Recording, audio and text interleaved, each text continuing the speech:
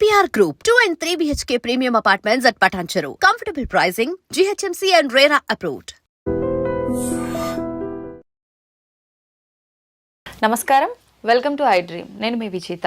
ప్రస్తుతం మనతో పాటు ఉన్నారు ప్రముఖ ఆధ్యాత్మికవేత్త డాక్టర్ అనంతలక్ష్మి అమ్మగారు. ఇప్పుడు అమ్మతో మాట్లాడి మన సందేహాలన్నింటినీ నివృత్తి చేసుకుందాం, మరిన్ని మంచి మంచి విషయాలు అడిగి తెలుసుకుందాం. అమ్మ నమస్కారం. అమ్మ నమస్తే అమ్మ.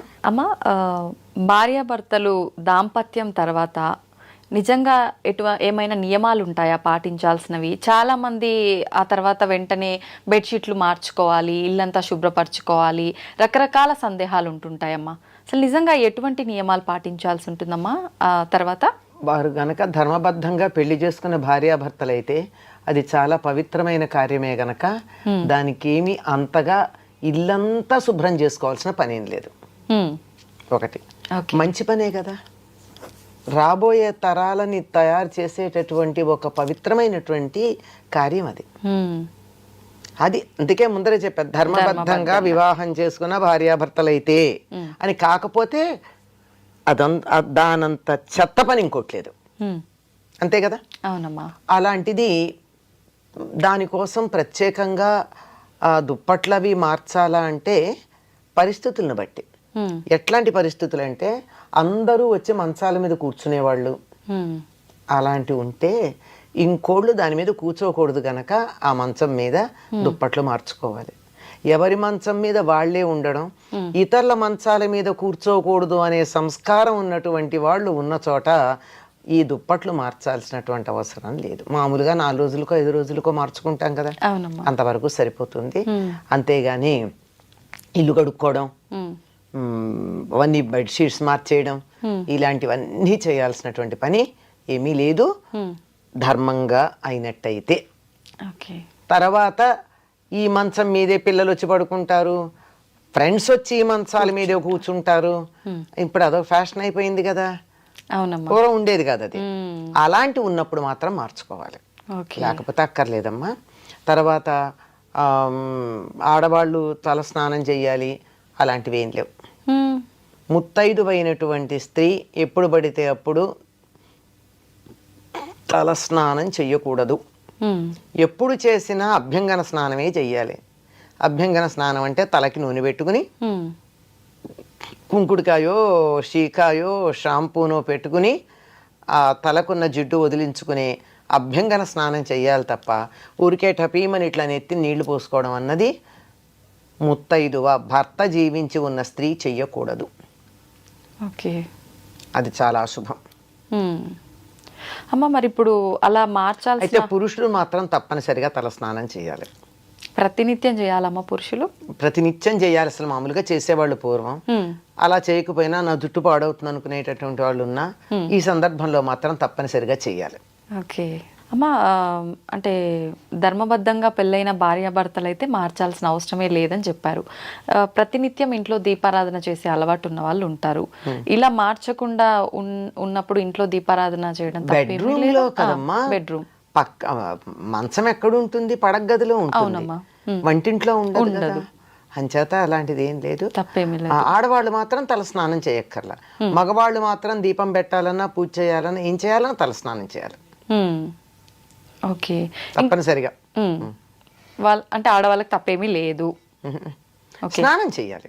ఓన్లీ స్నానం. ఎట్లాగో రాత్రి పడుకున్న బట్టలతో వంటింటోకే వెళ్ళాం సాధారణంగా. అవునమ్మా కదా.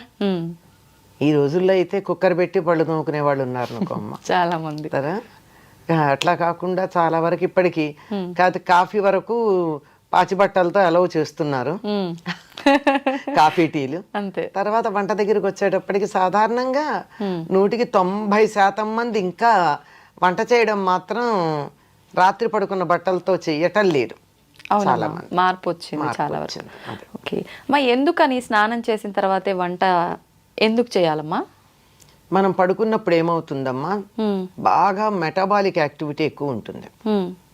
శరీరంలో ఉండే ప్రతి రంధ్రం నుంచి మలినాలు బయటకు వస్తాయి. కళ్ళు పళ్ళు ఇలాంటివన్నీ కడుక్కుంటాం కదా, కానీ ఈ రోమకూపాల్లోంచి కూడా స్వేదం బయటకు వస్తుంది. అవునమ్మా. అలాగే వెళ్ళి వంట చేస్తామా? ఆరోగ్యానికి మంచిదా? కాదు. అది చెప్తారు. ఎక్కువగా మనిషికి చెమట పట్టేది రాత్రి పడుకున్నప్పుడే ఉమ్, చాలా పడుతుంది. అందుకే ఒక్కళ్ళు మంచం మీద పడుకున్నట్టయితే మార్క్స్ ఉంటాయి, వాళ్ళు పడుకున్న మార్క్ లాగా కనపడుతుంది. అవునమ్మా. అంటే ఈ మధ్యకాలంలో పడుకునేటప్పుడు కొంచెం వస్త్రాలు తక్కువగా వేసుకుని పడుకునే అలవాటు వచ్చింది, అందువల్ల మార్క్ కనపడుతూనే ఉంటుంది. అందువల్లే అలా పడుకోకూడదని కూడా చెప్తారు. తర్వాత ఇలా దుప్పటి దులిపామంటే పంచం మీద ఉన్న దుప్పటి కనీసం ఇంతన్నా దుమ్ము వస్తుంది. దుమ్ము ఏమిటంటే మన శరీరంలో నుంచి ఊడిపడినటువంటి పైన ఉన్నటువంటి సెల్స్ అన్ని డెడ్ సెల్స్. ఇలా ఉన్నటువంటి ఈ స్థితిలో అలా చేసిన దానికన్నా హాయిగా స్నానం చేస్తే అసలు ముందు మనసు హాయిగా ఉంటుంది, శరీరం హాయిగా ఉంటుంది, ఈ మాలిన్యాలన్నీ వదిలిపోయి హాయిగా ఉంటుంది. అలా హాయిగా అయిన మనసుతో వంట చేసినప్పుడు తిన్నవాళ్ళకి కూడా సుఖంగా ఉంటుంది. వంట కూడా రుచిగా ఉంటుందమ్మా. వంట చేసే వాళ్ళ మనస్సును బట్టి రుచి వస్తుందమ్మా. నిజమమ్మా. పెద్ద లెక్కేసి కూడా చూడక్కర్లేదు. ఏదో ఎప్పుడన్నా పొరపాటున ఉప్పు ఎక్కువ తక్కువ పడితే పడచ్చు, కానీ జనరల్గా వంట చేసేవాళ్ళు తినేవాళ్ళు తినాలన్న దృష్టితో చేస్తే మాత్రం వంట రుచిగా వస్తుంది. ఏదో మొక్కుబడిగా చేస్తే అట్లాగే ఉంటుంది.